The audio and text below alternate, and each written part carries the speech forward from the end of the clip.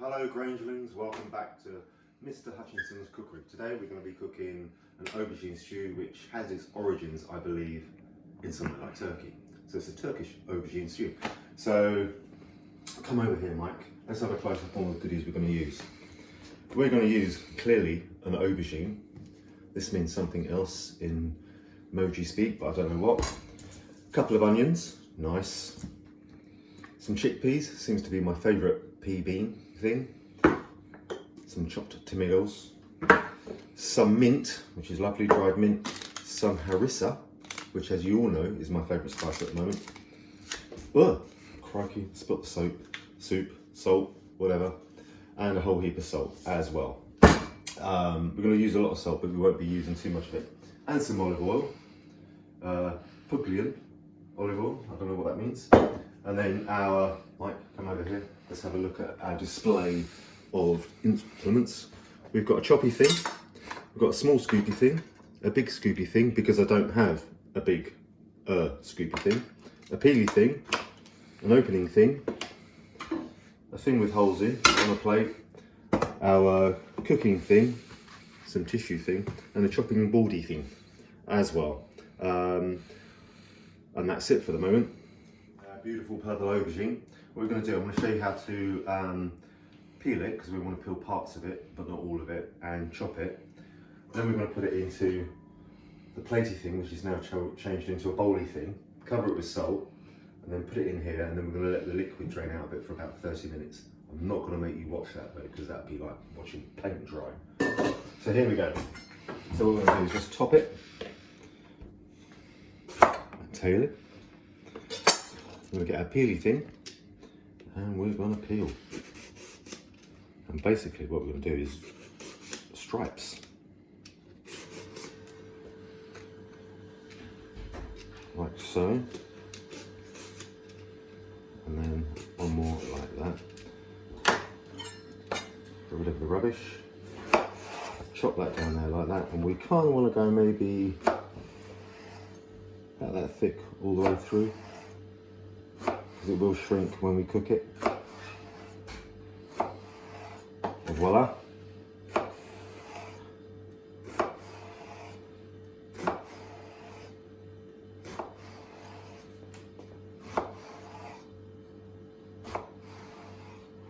Beautiful, don't it? And we get a bowly thing. Plonk those in there, like so. We're going to get our salty thing, which I spilt earlier. Don't worry about the amount of salt we're going to use, because we're going to get it off a bit later on. I'm going to give that a bit of a mix up.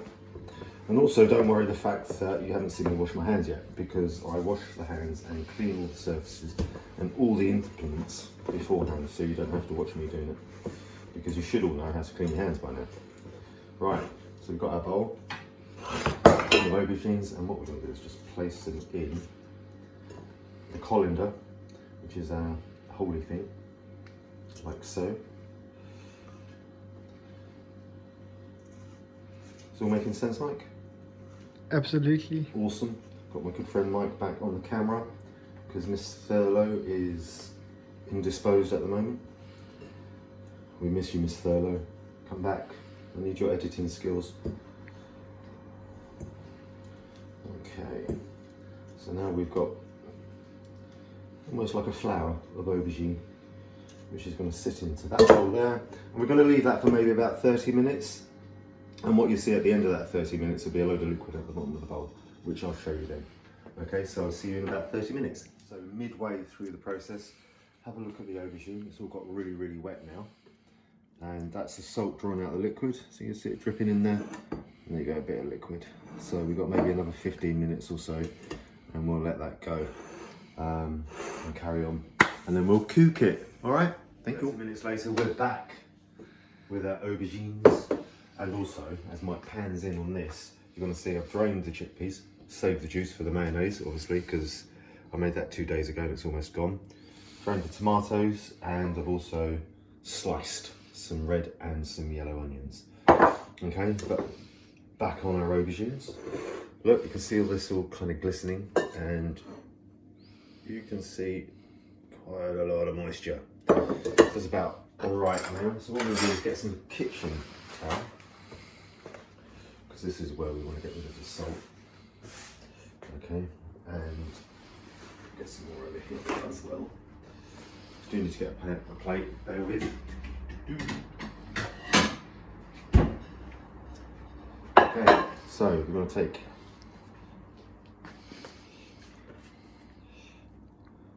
about half of these, I think, at a time, and we're just going to rub them down to get rid of the excess salt. Voila!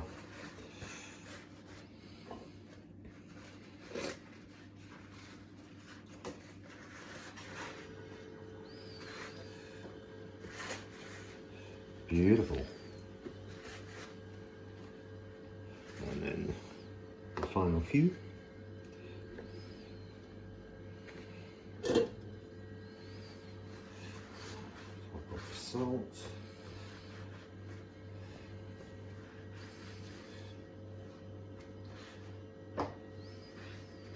I think the reason we do this is because we're going to fry these first in a bit of olive oil. And we wanted them to kind of go really kind of dark brown, because I believe they used to do this on a charcoal grill. I don't have that, so we're going to have to use, I'm just going to put that in the sink. Put that there. Michael, come over here and have a look at the frying pan. I'm going to do... What heat would you put it on? Maximum heat, well done for asking, because we want those to brown off nicely. A utensil, which I forgot about. It's a flippy thing. Flippy thing. Yeah, that's the technical name. So we want our pan to get nice and hot. There's a little bit of olive oil in there. I'm not going to show you frying these all, but we'll start, then we'll stop the video, we'll wait, come back, I will have fried them all, and you can see how they're meant to be. So, bear with, I should put this on a bit earlier. I'm going to have to waffle now. Ad lib, as they say in the trade. What trade that is, I don't know. How are you all anyway? Are you all well? Are you all safe? Are you all occupied? Are you driving your mums and dads up the wall, I bet? That's what I used to do in the school holidays. That's not hot enough yet. Actually, I'll put it on this one, because that's bigger flame. Bigger flame, we want more flame. It's got to be nice and hot so it kind of crisps and caramelises on the outside. I'm going to do that hell. Excel.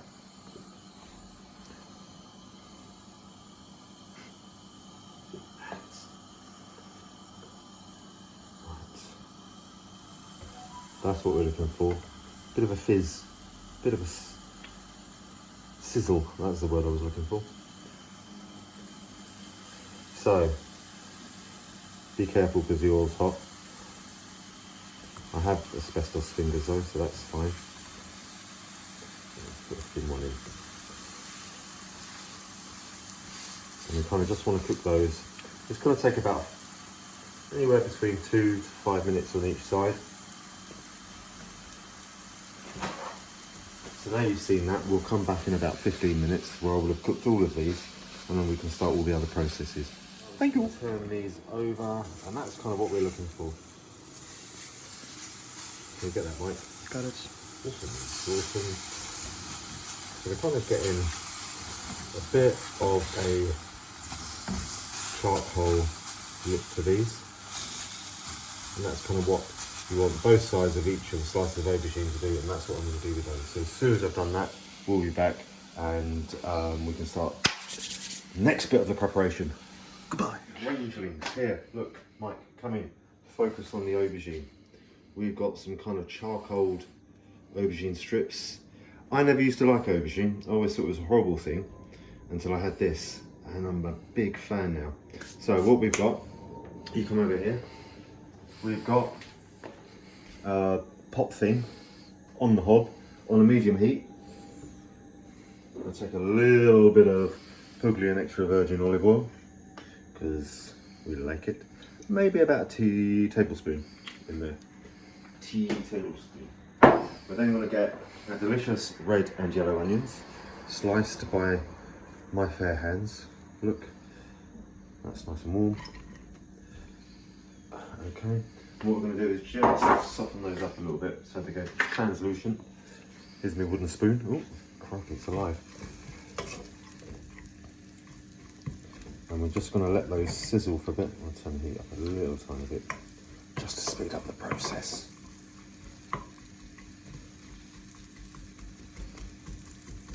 And just while they're cooking, come back over here, Michael. I'll get rid of that. Put that in the washing up pile. So we've got our tomatoes, we've got our chickpeas. With this recipe, I found out from a Turkish fellow that if you just rub the chickpea, look, the skin comes off. Ta-da! And that's what you're meant to do. Quite honestly, who can be bothered? Not me. So we won't be doing that. And plus these are a good source of fibre as well, which is really good for you. Listen to our onions, they're starting to sizzle nicely now. And we just want those to go a bit translucent and break up a little bit more. Hopefully I'll work out how to video edit so this will all be really quick now. And all you'll just hear me is squeaking along in the background like a chipmunk.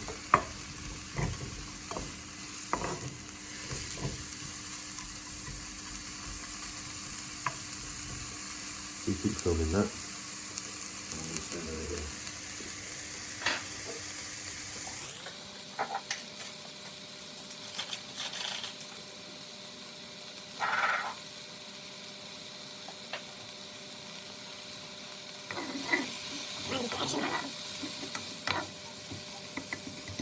Alright, you think That's good enough. What we're going to do is take our chickpeas, beautiful chickpeas, in a beautiful red bowl, sprinkle those in. We're going to take probably the best spice blend in the world. I'm not going to put too much in because it is actually quite spicy. So, kind of about that much. Really, kind of a medium heat tablespoon. Teaspoon, not tablespoon. And then we're going to come back, give it a quick stir. Because what we also want to do is get the spice mix a little bit warm so it releases the aromatics and the oils that are in there. Look how delicious that looks already. Smells good as well. Awesome. Beautiful chopped tomatoes. That's going to go in. We might add a little bit of water as well because they're quite thick. Turn the heat down to kind of a low medium heat. Give it a bit of a mix up. Awesome. And then here we've got our dried mint. Now someone in between shooting this phoned me up and told me off for using my hands to measure out herbs. She said you must use a spoon.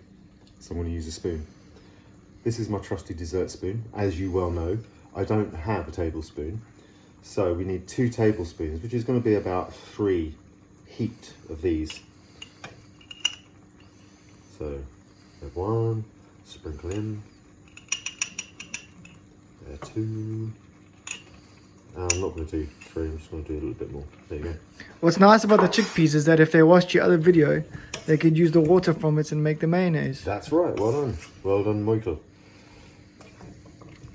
I'm going to give that a stir. Oh, that smells amazing, actually. What I like.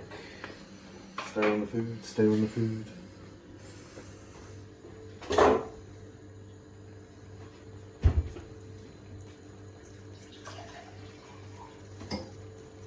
I'm going to get a little bit of water. Let's pour that in. Not too much.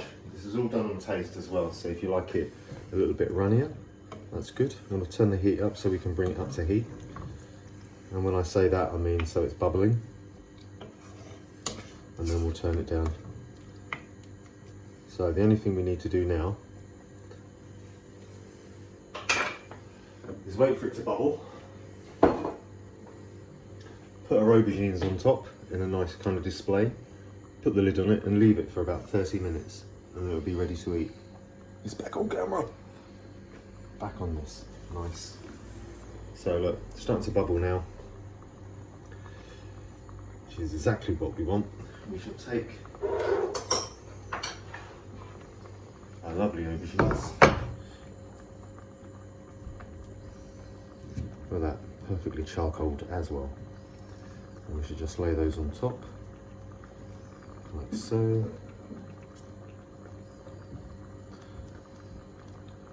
Always be careful because this is hot stuff.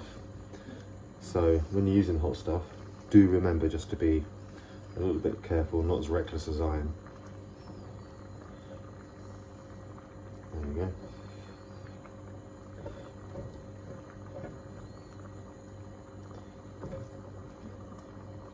Lovely. Lid goes on, and there. Come back to me. Right, we shall leave that for 30 minutes, cooking on a nice low heat, so it simmers down, the chickpeas get cooked, the onions soften more, it all blends in together. It's going to be really tasty, hopefully. It's only about the 6th time I made this, so I'm hoping that I've remembered all the ingredients and done it properly. But anyway, we'll be back in 30 minutes, me and Mike, and we'll have a taste session of this and see how it goes. See you in 30 minutes. Rangelings, here we've got, follow me Mike. Here we've got our aubergine stew. Are you ready for the big unveiling?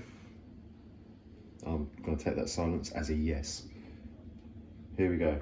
Look at that. Okay. Here we go. It's all nicely cooked. I don't know if you can see it because of the steam. Anyway, this is delicious. Serve it with either couscous or rice. Have a salad with it. Use the hummus you made yesterday with it. And some flatbreads and those kind of things. And it will be yummy. This is my dinner tonight. Anyway. And mine. A little bit maybe. Everyone, be safe, stay in, stay well.